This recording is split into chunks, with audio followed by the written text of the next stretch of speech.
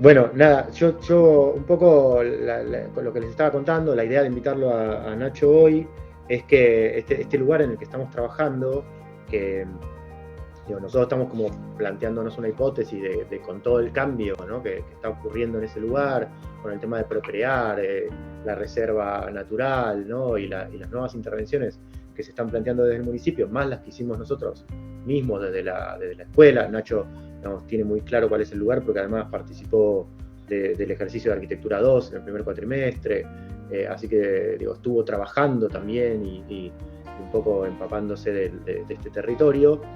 Además, el lugar está muy atravesado por infraestructuras, ¿no? La autopista, el río entubado. Hay una serie de condiciones que lo colocan casi en términos ideales como para investigar, ¿no? Determinados temas. Digo, no siempre te pasa, ¿no? Que tenés un lugar que está atravesado por todas estas cosas.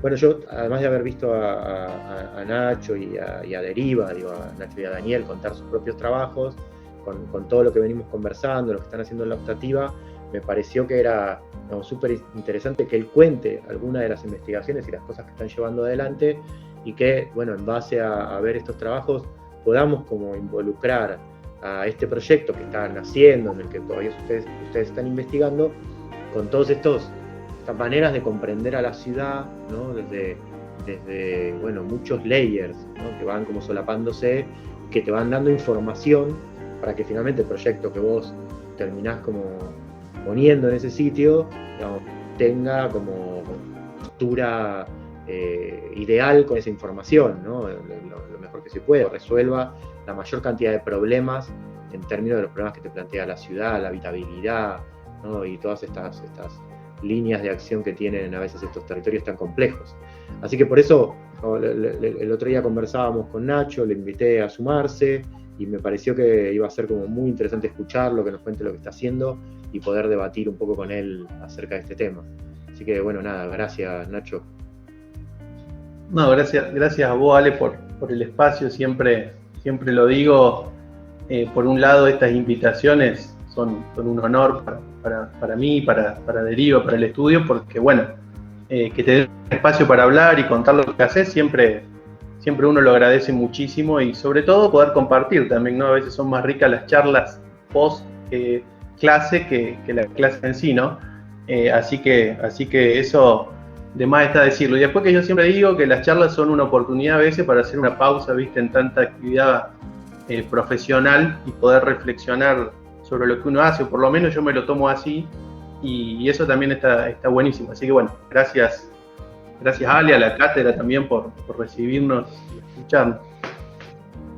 Bueno, como te decía antes, realmente muchas gracias a la cátedra por recibirme, tanto los profes y los estudiantes que van a estar escuchando, y espero que podamos charlar después. Y Ale, gracias, y en este caso no solo por la invitación a la cátedra, sino también por este espacio que se generó este año, que nos propusiste, que nos súper interesó, que es esta optativa que nosotros subtitulamos Infratecturas, que estamos llevando adelante junto a Daniel Huespe, que es mi socio en Deriva, y a Gonzalo Mir, que trabajó un tiempo grande con nosotros y ahora lo hace a la distancia desde Stuttgart, así que una cátedra virtual en serio, digamos. Y bueno, entre los tres nos embarcamos en esto que nos propusiste, que nos parece fantástico, y estamos armando como una base, porque de alguna manera esta materia que estamos armando nos permitió como concentrar y por primera vez como estructurar un montón de preocupaciones proyectuales y de la ciudad que teníamos, y de un tema que uno a veces no encara habitualmente a nivel de proyecto. Nosotros ya vamos a mostrar, nos tocó participar, pero digo, muchas veces son ensayos, y poder como encajarlo en un curso sirve para empezar a profundizar y estudiar y a debatir, y vuelta con un montón de estudiantes e invitados que vamos teniendo, que nos permite avanzar sobre este tema. Básicamente, lo que yo les muestro es un repaso por unos ensayos y unos proyectos que hicimos en el estudio, que tienen a la infraestructura, como hablamos nosotros, como soporte de lo público, ¿no? O sea, cómo la infraestructura puede generar espacio público y ciudad.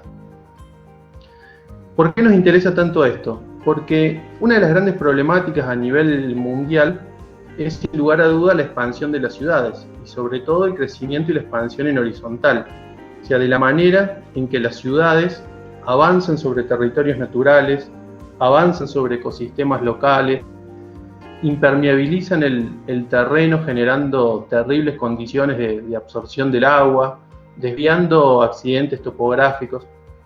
Y esto, si bien se da en menor o mayor medida en las distintas ciudades del mundo, en casi todas las ciudades esto pasa, ¿no? Entonces, de alguna manera, los nuevos paisajes urbanos empiezan a hacer esto, ¿no? O sea, paisajes dominados por la reocupación de la naturaleza de sus cursos normales de agua, por la desprolijidad en la distribución de las zonas agrícolas y las zonas urbanas. Las ciudades empiezan a tener sistemas de movilidad tan imponentes y tan grandes para trasladarse tantos kilómetros a lo largo de las ciudades, que empiezan a aparecer sobrepoblación de automóviles. Con esto aparece el smog, sumado a las fábricas y a las zonificaciones poco planeadas. Entonces, de alguna manera, todo el cambio climático, si bien no es responsabilidad absoluta de las ciudades, tampoco las ciudades están contribuyendo a que estos escenarios lamentables que estamos viendo ya casi como noticia diaria empiecen a ocurrir en el mundo, ¿no? Entonces, los cambios en el ambiente, los cambios en el clima se ven impactados por las ciudades y viceversa, ¿no? Entonces, un poco nuestra preocupación de encarar siempre la problemática de la ciudad, tengamos que hacer un gran proyecto o un pequeño proyecto de menor escala, está presente, ¿no? Y cuando uno ve esta expansión en horizontal de las ciudades, no solo lo ve de manera local, o sea, cuando pone la lupa sobre una ciudad, cuando uno ve esta imagen del planeta en una toma nocturna y ve las manchas urbanas, sobre todo de América del Norte, Europa y todo lo que es Asia, es impresionante, casi que son megalópolis que ocupan países enteros, ¿no?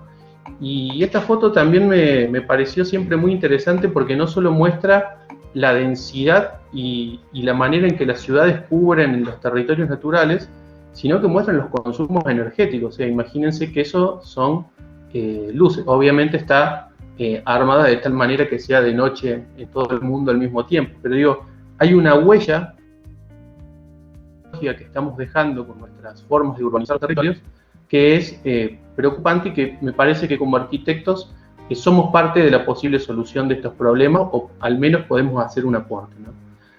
Y estas grandes expansiones empiezan a traer esto, una independencia absoluta de las infraestructuras, por ejemplo en este caso de movilidad, que tal vez son las más obvias, en relación a las arquitecturas de los espacios públicos, porque hay que acortar tanto las distancias y hay que acortar tanto los tiempos de recorrido para estas grandes manchas urbanas, que las infraestructuras deciden independizarse, y como en este caso en Osaka, incluso atravesar edificios, ¿no? Entonces, hay un valor que la infraestructura va perdiendo con el tiempo, que en lugar de ser un soporte, como esencialmente es, pasa a ser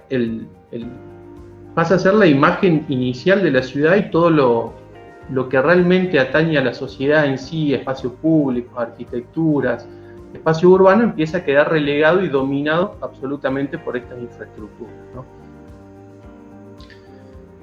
Entonces, el interés de la infraestructura radica en una cuestión muy básica para nosotros. Nosotros creemos que la infraestructura es para el ser humano uno de los elementos públicos por excelencia, porque la infraestructura, a diferencia de la arquitectura, siempre tiene voluntad de trabajar para la comunidad o para un gran número de personas.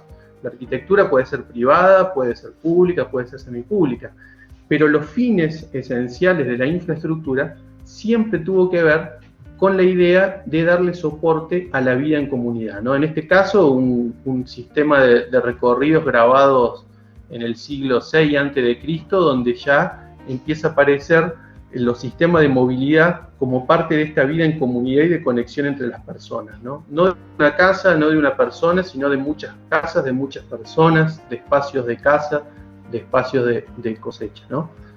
Y la infraestructura, el primer impacto que tiene es en el paisaje, ¿no? Cuando aparece el menil para marcar los lugares importantes donde estas rutas se desplazaban por el territorio, la infraestructura tiene una primera relación esencial muy interesante con el paisaje que habita, ¿no? Y eso también nos parece algo a recuperar. Una vez que la infraestructura se apropia del paisaje, también empieza a apropiarse de la geografía y de las topografías y de los cursos hídricos y de todo lo que implica a la parte territorial y física, ¿no? No solo a la parte paisajística. Y la infraestructura, que antes eran unas rocas que marcaban un punto en el camino, comienzan a ser carreteras, comienzan a poder transportar personas, mercaderías, comienzan a entender la topografía del lugar a favor de cómo esta infraestructura se instala. Y algo que nos interesa mucho es este mapa de las rutas del Imperio Romano en su máximo esplendor, cómo incluso sin dibujar los límites de los países o los accidentes topográficos, solamente dibujando la infraestructura ya se entiende la geografía. Y esto me parece muy representativo para lo que nosotros intentamos llevar adelante en estos ensayos, en estas exploraciones, de cómo la infraestructura tiene, desde su esencia, un acercamiento muy íntimo con la geografía, ¿no? O sea, uno podría reconstruir la geografía de Europa a partir de las carreteras del Imperio Romano, ¿no? Y esta movilidad, que es una de las primeras infraestructuras que tiene el bien común de muchas personas en su conjunto, no solo empieza a transportar flujos de personas y de mercaderías, sino que, por ejemplo, empieza a transportar flujos de agua, pero sin perder su valor de entendimiento del paisaje en donde se instala, porque lo quieran o no, ya sea por eficiencia o ya sea por cuestiones estructurales, este tipo de infraestructuras tiene en cuenta la topografía, tiene en cuenta los desniveles, tiene en cuenta la física del recorrido del agua, y siempre aparece en el paisaje de una manera que parece ser muy natural. Lo que nosotros planteamos como hipótesis concretamente en nuestras investigaciones sobre infraestructura y arquitectura es esto: es qué pasa cuando las infraestructuras entraron a las ciudades. Algo que muchas veces en el paisaje, por su escala, se veía como de una nobleza y de una comprensión del contexto muy fina, cuando entran a las ciudades empiezan a aparecer muchas veces como barreras, como vacíos indeseables, ¿no? Y sin embargo, la infraestructura es algo que no podemos evitar y que de hecho nosotros creemos que es primordial para el correcto funcionamiento de las ciudades y para el correcto funcionamiento de la ciudad futura, ¿no? Entonces, esto es un poco la hipótesis de trabajo que tiene en particular Infratecturas, pero también el estudio que llevamos adelante con Daniel y con la participación de Gonzalo cuando presentamos o nos presentamos proyectos de escala urbana, ¿no? Entonces, lo que les voy a mostrar a continuación son unos proyectos y una obra, finalmente, que nosotros siempre hago esta aclaración porque me interesa que entiendan un poco el funcionamiento del estudio como proyectista, ¿no? Nosotros hablamos de que los proyectos son ficciones, es decir, son realidades imaginadas. Lo que nos gusta de la palabra ficción es que nos despega un poco de la palabra utopía, porque la palabra utopía a veces tiene el riesgo de caer en cuestiones irrealizables. Si bien ayuda a mover la línea del horizonte y a perseguir grandes objetivos, nosotros a veces sentimos que es algo como inalcanzable muchas veces. Y la ficción, a diferencia de la utopía, es una realidad, pero de un tiempo indeterminado. Por ejemplo, cuando uno ve los grabados de estas historias de Julio Verne, donde aparecían Nautilus cuando no había en su momento casi embarcaciones que puedan sumergirse, como pensando en que podía llegar a venir, bueno, no es una utopía, justamente es una realidad que todavía no estaba fechada, ¿no? Y dentro de esta definición de ficción, como nosotros vemos a los ensayos proyectuales, aparece la idea de la simulación útil. Es decir, para nosotros un proyecto nunca es una cuestión solo de imponer una idea que tenemos en el estudio o que creemos que es la adecuada para resolver ciertas problemáticas, sino que es una simulación de cómo se construiría esa idea.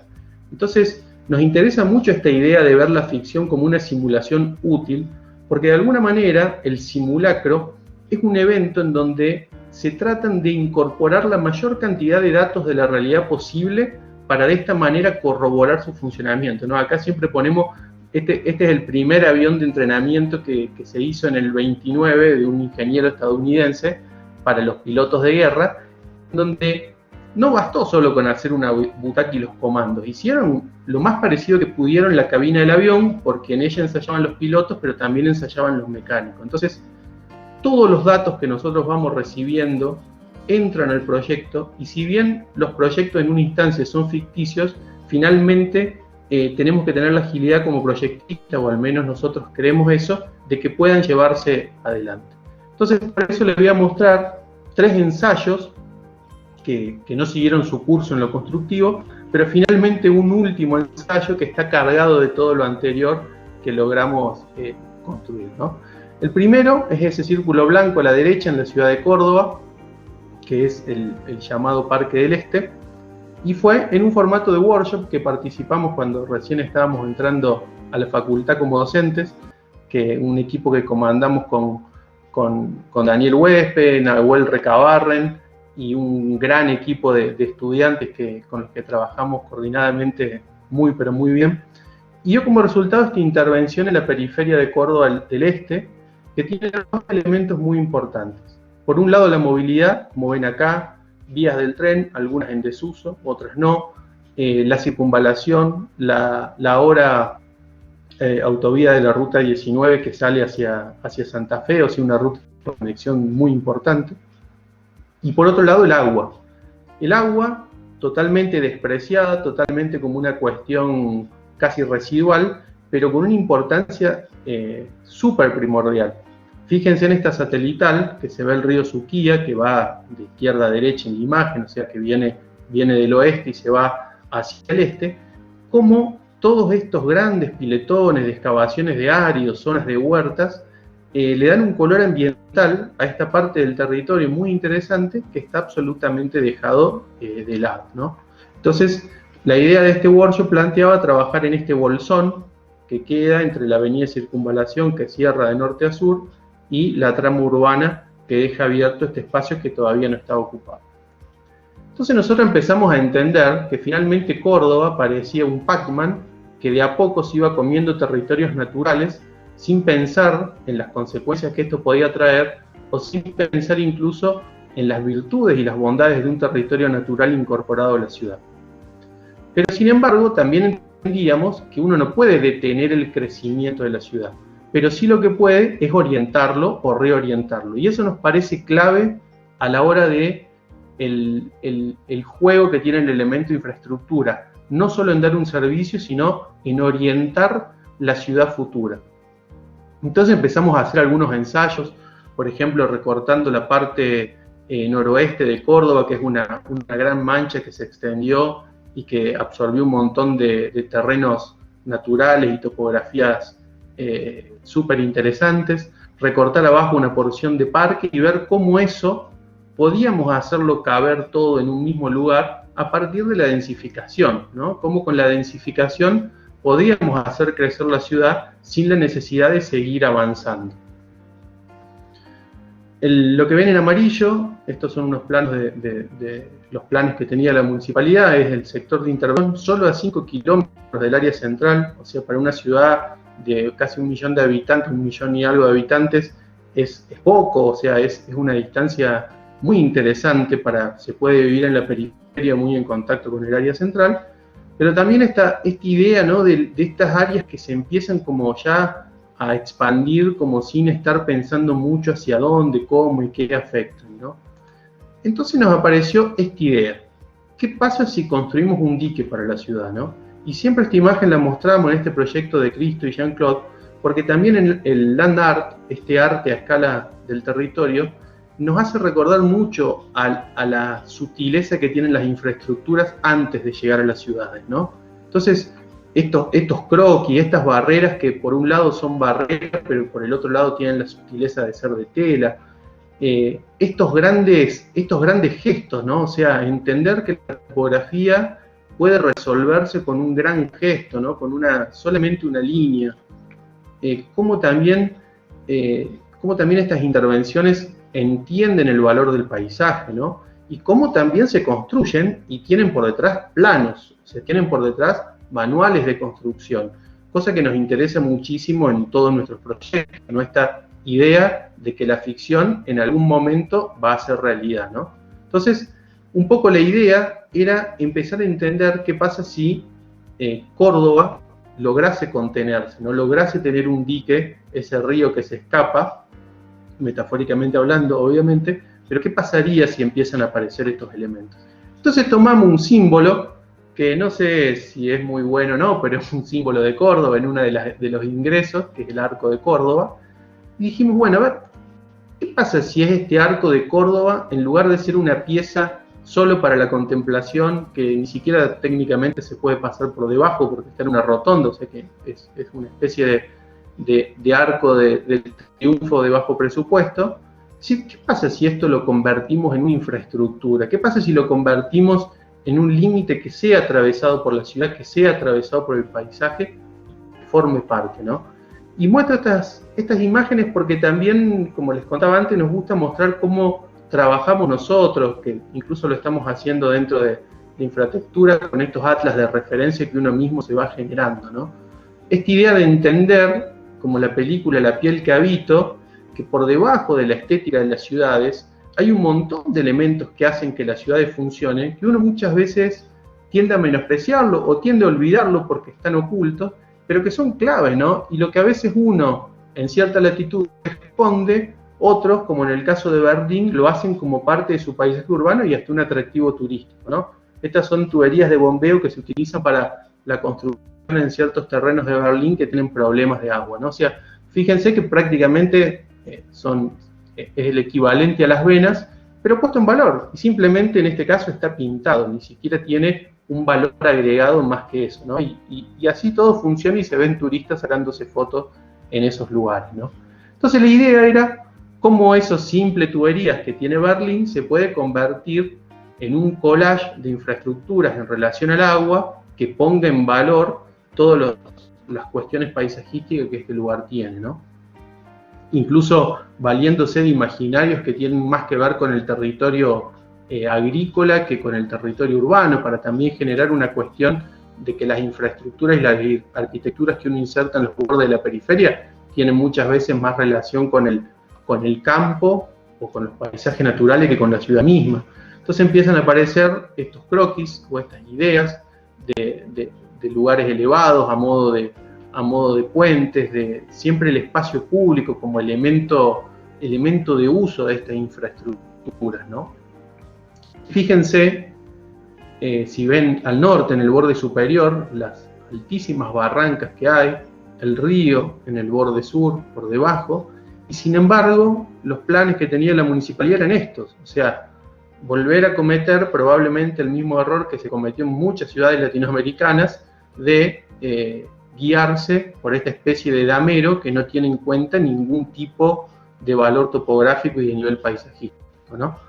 Entonces la idea fue repensar la manzana, esta manzana cuadrada que ven de formato 1:1, que ven arriba, la manzana urbana, empezar a pensarla como una manzana que es un intercambiador ambiental, que son placas, ¿no? Que son parcelas productivas que tienen un valor longitudinal de atravesar, de empezar a componer estos diques y no trabajar con la misma manzana que en otras condiciones funciona, pero acá tiene otras particularidades, ¿no? Entonces era sumar finalmente la manzana urbana con la parcela productiva y generar estos intercambiadores ambientales en relación al agua, ¿no?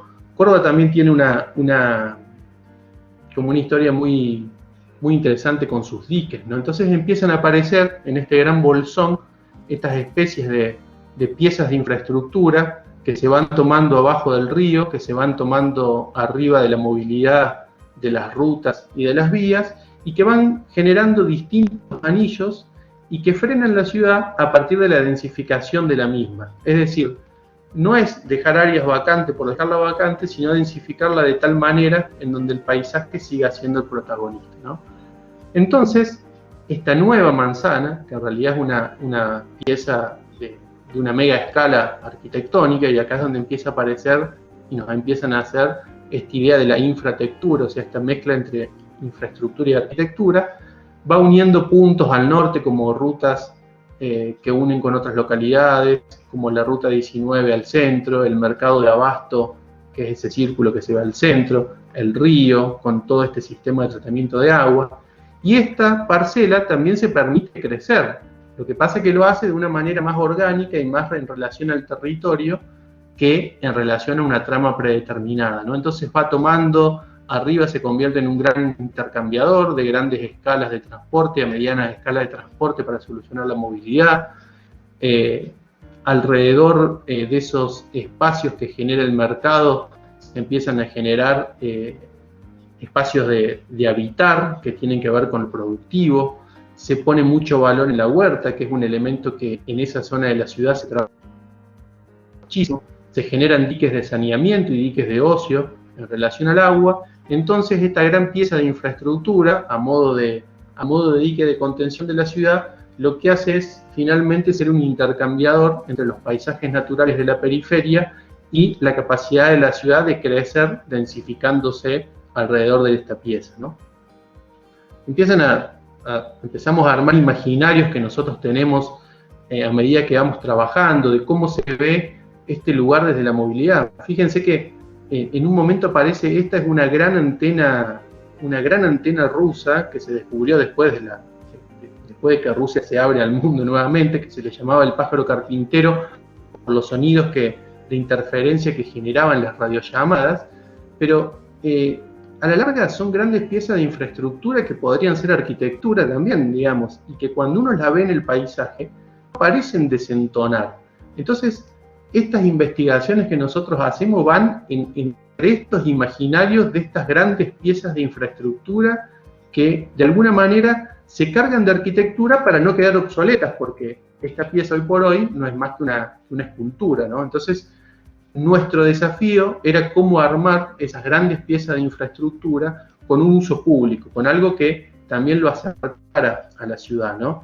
Entonces, entender que iba a haber diques para ocio, para navegables, que también iba a haber plataformas totalmente orientadas a la producción y a la distribución de mercaderías de gran escala que vienen desde fuera de la ciudad y a menor escala que se distribuyen dentro, y como también las piezas de infraestructura también tienen espacios, ¿no? Estas piezas, estas grandes piezas de puentes que por dentro son huecas, nosotros veíamos que uno a veces la usa solamente la parte superior para que pase el auto, pero por dentro, si bien pasan instalaciones, son espacios totalmente habitables, ¿no?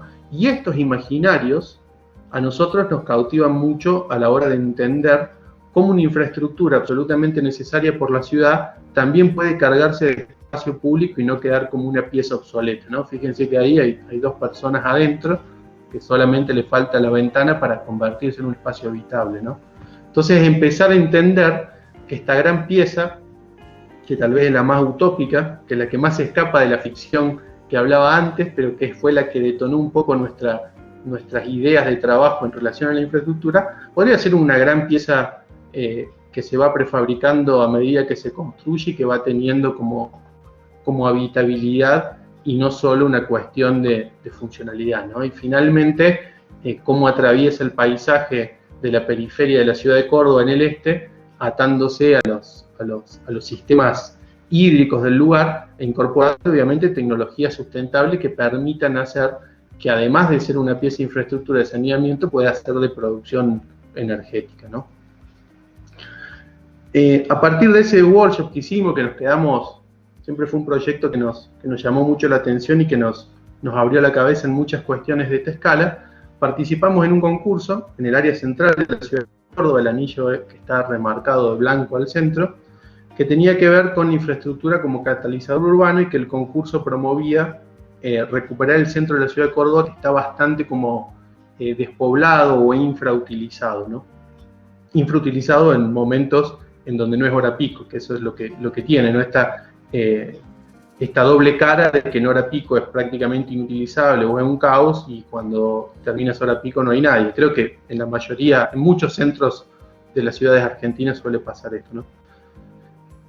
Y el centro de la ciudad de Córdoba afortunadamente tiene mucho paisaje incorporado y de nuevo aparece el agua, ¿no? O sea, de nuevo aparece la cañada como un elemento de infraestructura que pone en valor que ponen valor al agua, con estas tipas que lo van acompañando en su recorrido, la Plaza San Martín, con elementos como el Cabildo y la Catedral bastante bien preservados, con obviamente el legado jesuita, que es muy importante en Córdoba, ¿no? Y el espacio público, que tiene un uso muy intensivo, la verdad que muy interesante. Entonces nos enfrentamos a eso.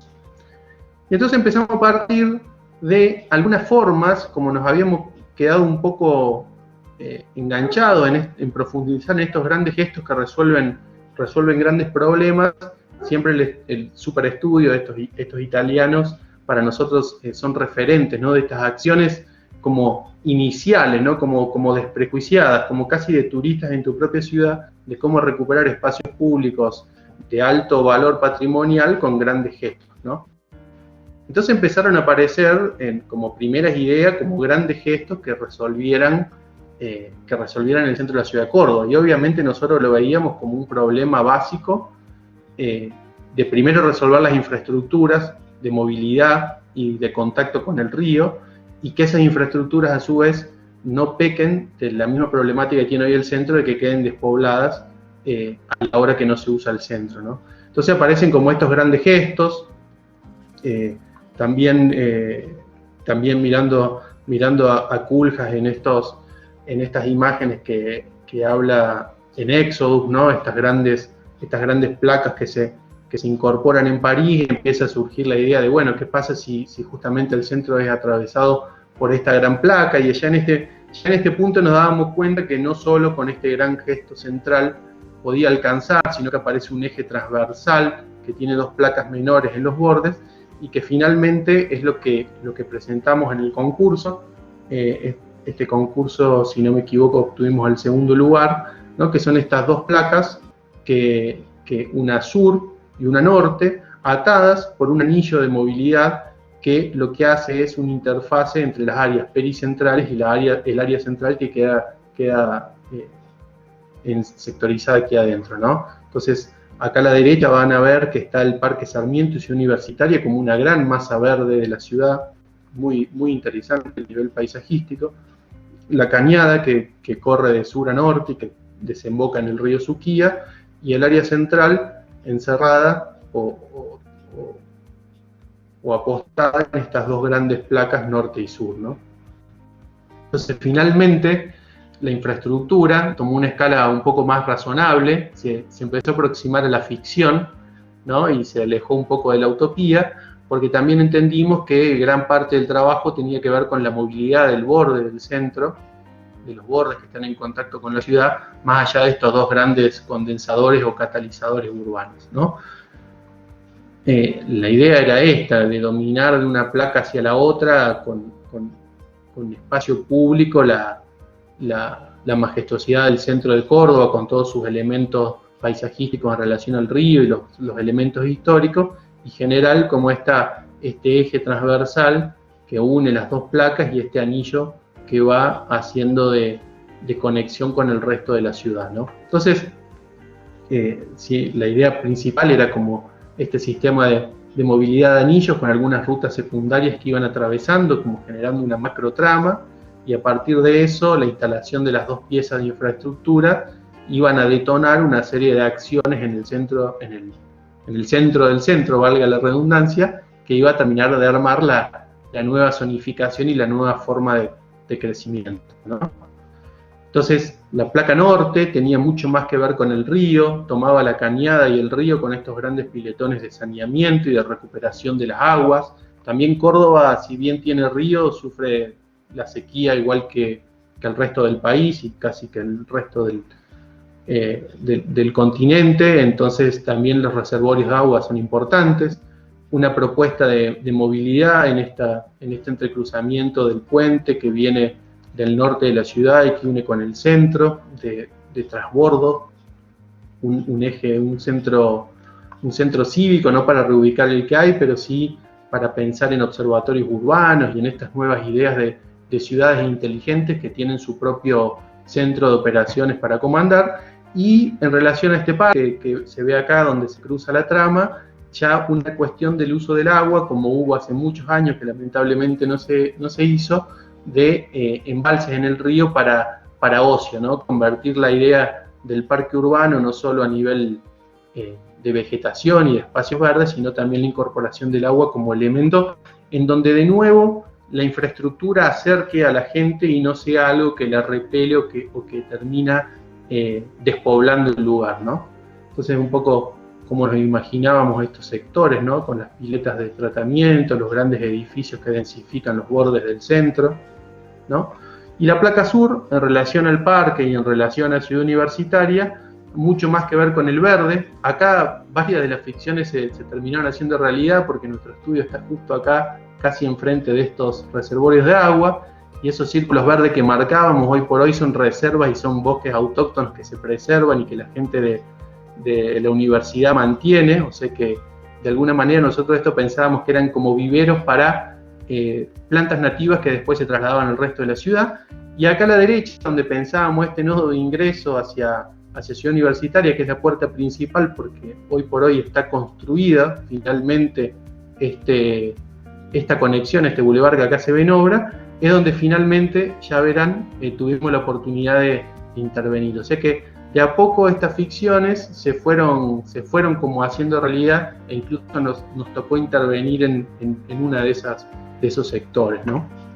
Entonces, de nuevo, siempre más allá de la presencia de las infraestructuras, de los piletones de agua, de los tratamientos, de los viveros urbanos, porque también el verde es una infraestructura para nosotros, aparece la gente dándole uso, ¿no? En esta mezcla entre una pieza de gran escala arquitectónica y una infraestructura, dibujando ese límite.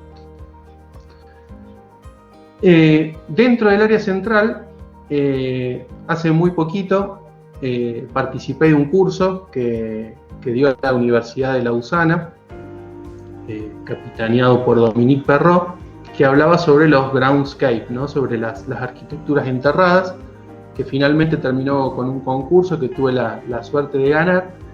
Y también lo muestro porque fue un ensayo sobre la posibilidad de hacer arquitecturas que funcionen como infraestructuras y que toman muchas de las referencias que ya les mostré anteriormente. El observatorio es una pieza súper interesante a nivel urbano, es este gran cuadrado verde que ustedes ven acá en el centro de la trama, está rotado perfectamente en orientación norte-sur y que tiene unos valores paisajísticos interesantísimos. Pero el gran problema que yo veía a nivel urbano es que esto tiene una puerta acá, y a menos que quiera entrar al observatorio, todo este gran predio queda absolutamente desconectado. Primero, de un espacio verde interesantísimo para la ciudad. Y segundo, de un espacio de trabajo como es el observatorio que está a cargo de la Universidad Nacional de Córdoba, muy interesante, que tiene actividades muy abiertas al público, a los niños, para todas las edades, donde realmente queda como encarcelado por una serie de medianeras, ¿no? Entonces la idea era cómo devolver el observatorio a la ciudad sin ir en contra de la privacidad necesaria de la gente que trabaja ahí, pero sí pudiéndose apropiar de estos espacios naturales, ¿no? Entonces una de las hipótesis de trabajo, y en este caso esto es un trabajo que tiene muchas referencias, porque también es una forma que tenemos de trabajar en el estudio, de llenar nuestras carpetas de la compu de referencias y materiales anexos que van en paralelo al proyecto arquitectónico, a veces se desvían mucho, a veces menos, de ahí el nombre deriva, ¿no? Estas derivas que hacemos dentro de las referencias.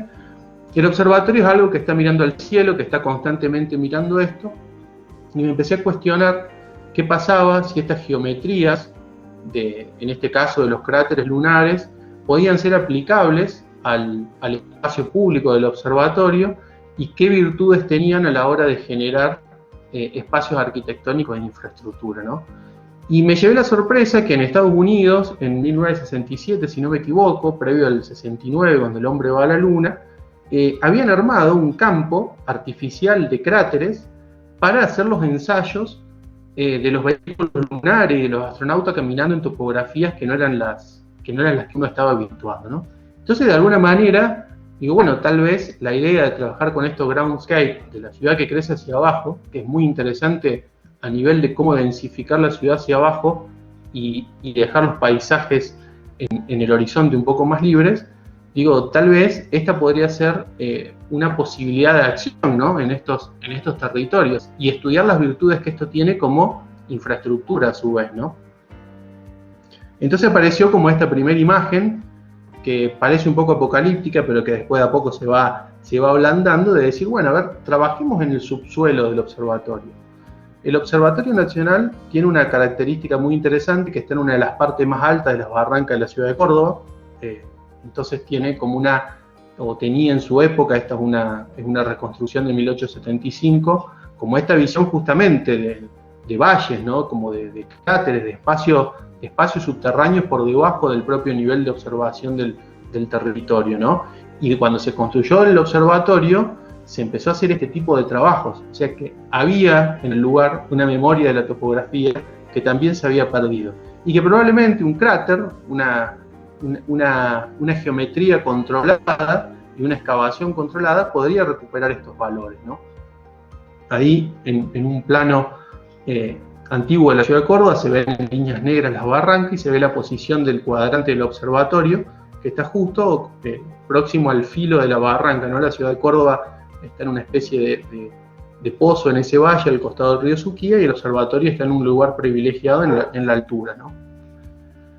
Entonces, de alguna manera, recuperar estas imágenes de 1880, ¿no?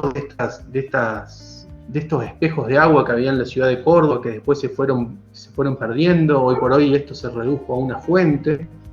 Y cómo poder recuperar estos valores paisajísticos que ya Córdoba ya tuvo, ¿no? Y que también verlos no solo desde un punto de vista del ocio, como muchas veces se veía en ese momento, principalmente se veía, pero sino como grandes reservorios de agua. Y lo que le contaba, la historia hídrica de Córdoba es muy rica. Los diques son un accidente antropizado muy, muy importante en las sierras de Córdoba. Entonces hay algo, hay una raíz de esta cuestión, esta relación con el agua, que es súper interesante, ¿no? Entonces me cuestionaba cómo un espacio que está por debajo de la tierra puede ser monumental, ¿no? Cómo también el espacio público muchas veces tiene esta condición de poder albergar grandes cantidades de personas, ¿no? Que es la vida en comunidad. Entonces empecé a indagar en estas arquitecturas, estos proyectos, estas ideas arquitectónicas, por ejemplo, de Boulez, de 1786, ¿no? O también el cenotafio, como en otro ámbito, pero que tenían que ver con esta cuestión de la monumentalidad, y empezar a estudiar cuál sería el lado oscuro de eso, ¿no? O sea, cuál sería la contraposición de esas pirámides, ¿no? Y surgió la idea de armar, en relación al edificio del observatorio, que tiene un valor patrimonial, estos grandes cuencos, ¿no? Pero estos grandes cuencos como reservorio de espacio verde, como reservorio de agua, además de espacios públicos o espacios que tengan que ver incluso con la movilidad urbana, ¿no? Y cómo dotar de un complemento arquitectónico a estos reservorios con residencia para científicos, con espacios para la investigación, con un montón de programas que el observatorio necesita y por ahí no tiene como totalmente ordenados dentro de ese gran predio, ¿no? Entonces empezaron a aparecer estas ideas de una arquitectura enterrada, donde solamente se veían como los anillos de luz de esa arquitectura, y finalmente esta cuestión, siempre haciendo referencia a geometrías que tienen que ver con lo que el observatorio mira, porque la gente que trabaja en el observatorio, siempre digo, va mirando el cielo, a diferencia de uno que a veces va agachado hablando por el celular. Entonces empezar a entender esta cuestión, por ejemplo, en Saturno de los anillos, ¿no? de este casi código de barra de llenos y vacíos, y cómo eso se podía trasladar a estrategias de estos grandes vacíos subterráneos que fueran armando unos anillos exteriores de muro de contención con programas que tienen que ver con recuperación de residuos del mismo edificio, con tratamiento de las aguas de la misma reserva de cada uno de los espacios, un espacio central en cada uno de estos dos grandes subsuelos urbanos, y un anillo que da ese espacio central, que es el anillo de residencias, en el caso del círculo de la izquierda, y un anillo de laboratorios en el caso del círculo de la derecha. Y un gran subsuelo que pone en valor el subsuelo mismo del edificio, porque este edificio tiene un subsuelo muy interesante, recuperando el valor patrimonial del edificio no solo por sobre la superficie, sino por debajo, ¿no? Entonces, una capacidad de acceder desde la ciudad por esta rampa al norte y poder ingresar a estos espacios que eran una especie de grandes plazas que contenían las actividades de todo el lugar y como pieza de infraestructura, ¿no? Entonces apareció la idea como de esta nave espacial que aparece en Odisea del Espacio, que es la Estación Espacial 5, ¿no?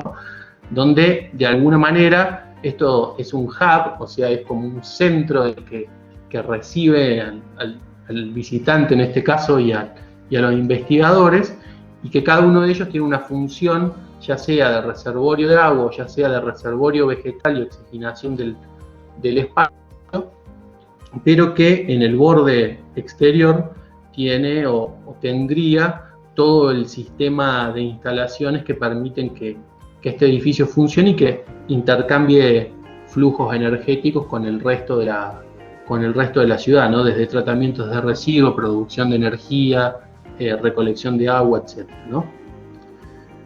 Entonces, de alguna manera, el edificio se estructuraba poniendo en valor el patrimonio existente también en el subsuelo, conectando con los edificios ya existentes, con estas extensiones que van hacia las ubicaciones de los edificios ya existentes, pero generando un nuevo plano público donde la persona que accedía a este territorio tan interesante del observatorio podía pasar sin invadir la privacidad necesaria del trabajo de cada una de las personas de ese lugar, ¿no? Entonces, hacer este cambio de paradigma, que lo subterráneo permitía pasar por debajo sin interferir con el trabajo del observatorio mismo, ¿no? Entonces, también la infraestructura da esta posibilidad de reconvertir edificios y reconvertir espacio público, optimizando los recursos, ¿no?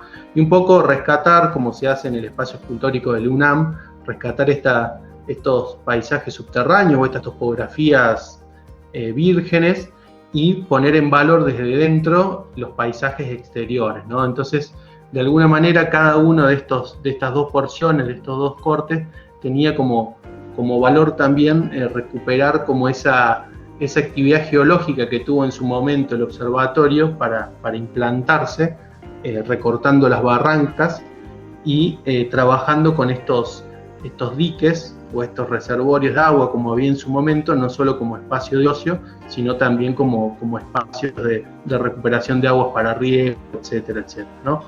Ahí se ven los exteriores del anillo, las zonas de servicio, la infraestructura de cocheras, que es muy importante y muy necesaria en Córdoba, y los espacios más de uso, que son los que tienen relación directa con los espacios centrales, ¿no? Y finalmente, conseguir estos espacios públicos con estas miradas, como mostraba antes en la UNAM, en este espacio escultórico, donde uno mira desde abajo hacia arriba y donde estos nuevos territorios públicos recuperan topografías naturales, incorporan árboles como parte de infraestructuras verdes, de oxigenación del aire, y en el otro caso el agua como un elemento primordial, digamos, en el ambiente, al menos de la ciudad de Córdoba, ¿no? Y finalmente les muestro una obra que tiene que ver con infraestructura contemporánea y que tiene que ver con esta idea de artificio, ¿no? Donde ya la ficción se convirtió, afortunadamente en este caso, en realidad. Participamos en un concurso que tuvimos la suerte de ganar, y tuvimos la suerte más grande aún que se construya, que es el del campus virtual de la Universidad Nacional de Córdoba, que está en este punto justo dentro del área donde ya habíamos participado y donde ya veníamos como desarrollando algunas de nuestros proyectos y de investigaciones, ¿no? Este edificio tenía la particularidad, y en este caso me parece súper interesante a nivel de cómo pensar las nuevas infraestructuras, que por un lado conmemoraba la revolución universitaria, un hecho muy físico, incluso en la toma del edificio, ¿no? Y como de una imagen educativa que en ese momento era innovadora, pero para nosotros termina siendo la tradicional, ¿no? De la imagen presencial. Y por el otro lado, el campus virtual promueve la conexión de la Universidad Nacional de Córdoba a estas nuevas redes de educación virtuales, y ya tiene un montón de cursos armados y un montón de de nuevas ideas de trabajo en relación a cómo democratizar la educación y cómo hacerla llegar de manera virtual a muchos lugares que antes eran impensados, digamos. Entonces, este edificio iba entre esos dos puntos, ¿no? Entonces aparece la idea de armar un edificio icónico, era un poco lo que pedían las bases, y nosotros nos parecía súper interesante que aparezca detrás del arbolado que hay en el lugar, unas tipas muy grandes, muy bellas, ¿no? Y aparece este edificio que para nosotros justamente, como les contaba antes, es un hub, o sea, es un edificio de conexión entre la presencialidad física de la Universidad Nacional de Córdoba y la presencialidad virtual. Es como una especie de estación espacial que aparece ahí en el ingreso a Ciudad Universitaria, y que de alguna manera tratamos de plasmar las ideas que veníamos trabajando, ¿no? De esta idea de una placa de infraestructura de movilidad donde se le van insertando edificios públicos que le van dando programa arquitectónico, ¿no? Entonces acá es lo más próximo que tuvimos en oportunidad a intentar construir esta especie de infraestructura, ¿no? Esta idea de una infraestructura de borde a la ciudad universitaria, en este caso a nivel de movilidad netamente, donde se le van incorporando piezas arquitectónicas que le dan uso, ¿no? Y esta conexión, en nuestro caso, planteada por entender que el espacio público a nivel cero también podía tener un encuentro a nivel intermedio del edificio en el primer piso y por arriba lo privado, ¿no? En armar un gradiente, o por lo menos salir de lo habitual de Ciudad Universitaria, que es el edificio que se extruye desde el piso, que es prácticamente impenetrable a escala pública.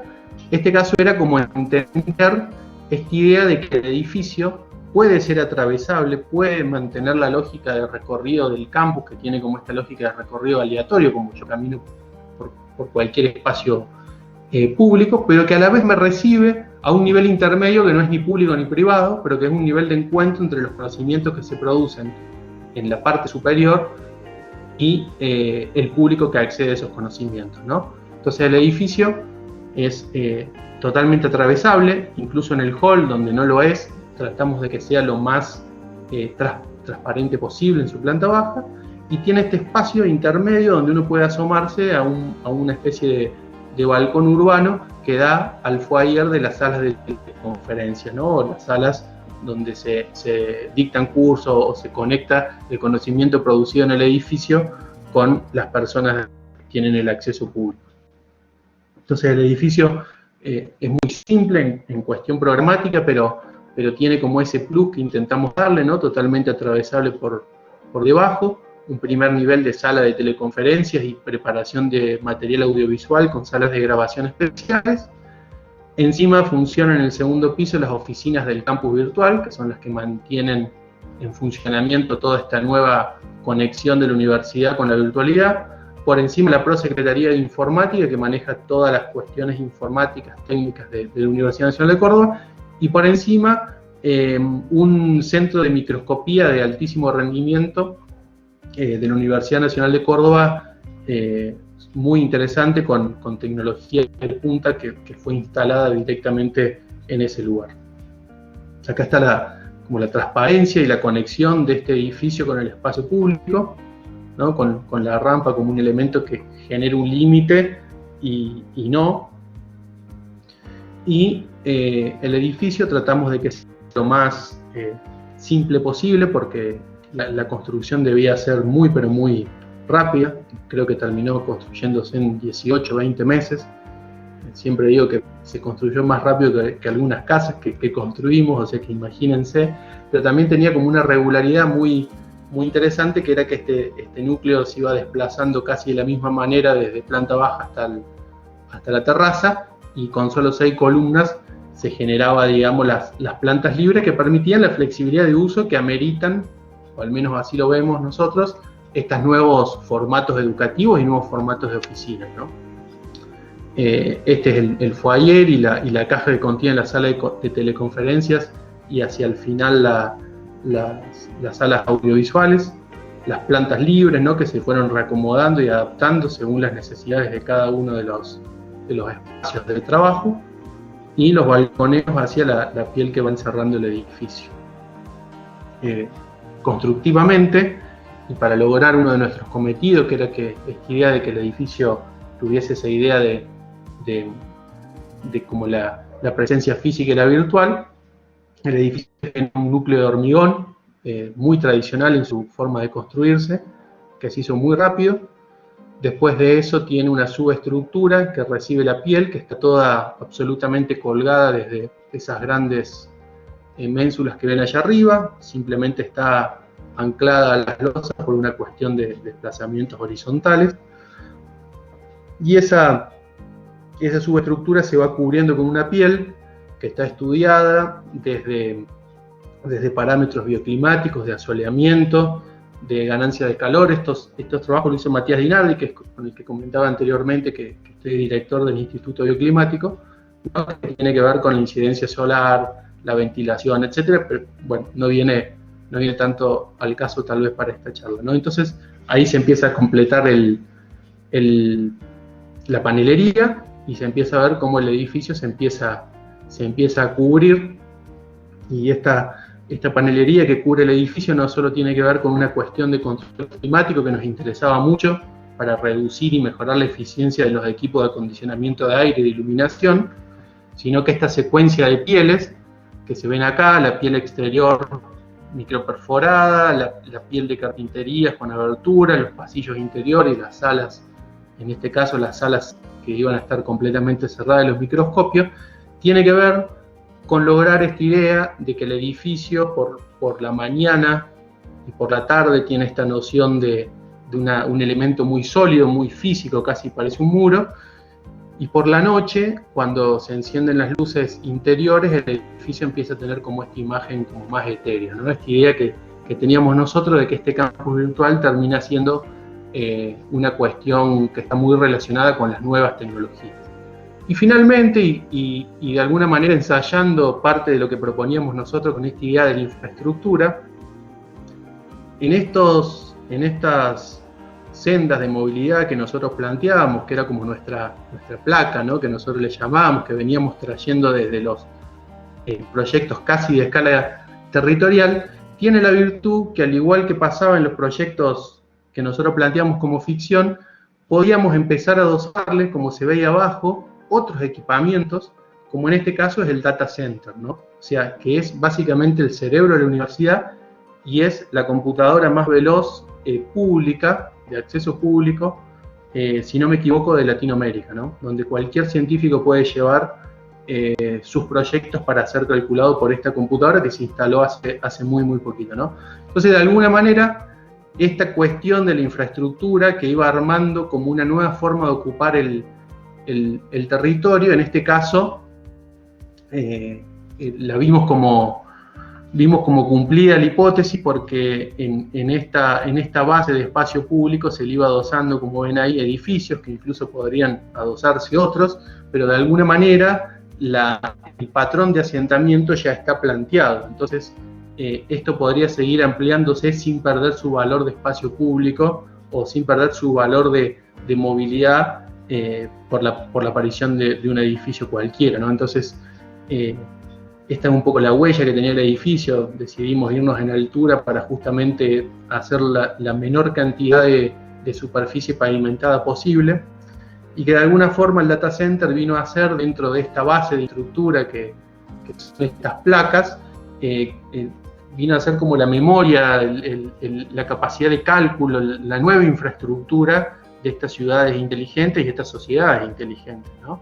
Entonces, prácticamente esto es una pieza de arquitectura que es toda infraestructura, que cierra una de las plazas, le da límite, que se va atando de esta manera a los espacios públicos sin entorpecer el uso de estos tránsitos o el uso del espacio público en sí, salvo en su utilizada, y que básicamente es una gran computadora, ¿no? Nosotros decimos que a la larga uno hizo como una gran carcasa con equipos de aire acondicionado y de extinción de incendios con requerimientos técnicos increíbles pero necesarios, y que también creemos que es lo que está viniendo, lo que se está necesitando, ¿no? Entonces fue un desafío muy interesante y que nos gustó muchísimo afrontar, y que también incluso en las bases, en la entrega de los pliegos que hicimos, proponíamos un concurso de murales en las caras del edificio, como para tener como una llegada con el público un poco más amable que una caja ciega, y afortunadamente desde la Universidad Nacional de Córdoba lo llevaron adelante, ganó un ceramista que es cordobés, que es de la ciudad de Córdoba, y que incluso propuso esto en relieve, que va cambiando con la sombra, con el dibujo, con la orientación del sol, con el paso del sol, que nos pareció que era muy súper interesante además, ¿no? Entonces de alguna forma apareció esta pieza que termina siendo la nueva infraestructura, ¿no? Entonces, finalmente esto es un poco lo que nos queda, ¿no? Empezar a estudiar cuáles son los procesos de actualización de las ciudades, porque si bien podemos construir ciudades nuevas, la mayoría de las ciudades ya está construida y tiene un montón de valores, y nosotros creemos mucho en la ciudad como hecho colectivo. Entonces, la idea es, y creo que es un poco lo que se van a enfrentar ustedes en este ejercicio, es decir, bueno, ¿cuál es el chip que yo le incorporo? ¿Cuál es el update que yo le hago, ¿no? Y en estos arquitecturas que uno hace tomándose de las infraestructuras, justamente entender que lo que antes eran mapas físicos o de calles, ahora se han convertido en mapas virtuales también, donde la infraestructura no solo es un desagüe, un caño, también es un data center, también es un punto de conexión inalámbrico. Son puntos de accesibilidad al mundo. Uno en una plaza puede estar haciendo una videollamada con alguien en cualquier lado del mundo, ¿no? Entonces, creo que es importante entender esos updates, entender que estos edificios tienen esta cuestión, como dice Toyo, de límites difusos, en todo el sentido de la palabra, ¿no? Son infraestructuras o piezas que se van articulando para darle potencialidad e inteligencia a las ciudades, y que a la larga nosotros, por lo menos en esta serie de ensayos, la entendemos como estas suertes de placas rectoras de infraestructuras, en donde la arquitectura se puede ir como conectando casi como a modo de plugin, ¿no? Es decir, cuando uno le incorpora memoria RAM a una computadora para que darle una nueva vida y empiece a calcular más rápido y sea más inteligente, bueno, de alguna manera nosotros creemos en el valor de la infraestructura para eso, y creemos en el compromiso de la arquitectura que se puede hibridar y no olvidarse de ese soporte tan importante para las ciudades como son las infraestructuras. Muchas gracias. Yo les agradezco como siempre la paciencia primero, es lo más importante, a veces soy un poco extenso, y bueno, el espacio que me dan en la cátedra está buenísimo, y estas charlas a veces de intercambio de ideas me parecen muy provechosas, así que muchísimas gracias, profe, y a los estudiantes que si están ahí escuchando. Gracias, Nacho. Sí, están, démosle un aplauso virtual ahí, y así lo saludamos. Claro, bueno, muchísimas gracias. Bueno, Nacho, muy bien. Nos vemos en un rato. Gracias. Nos vemos, muchas grande. gracias. Nacho. Nos vemos. Chau.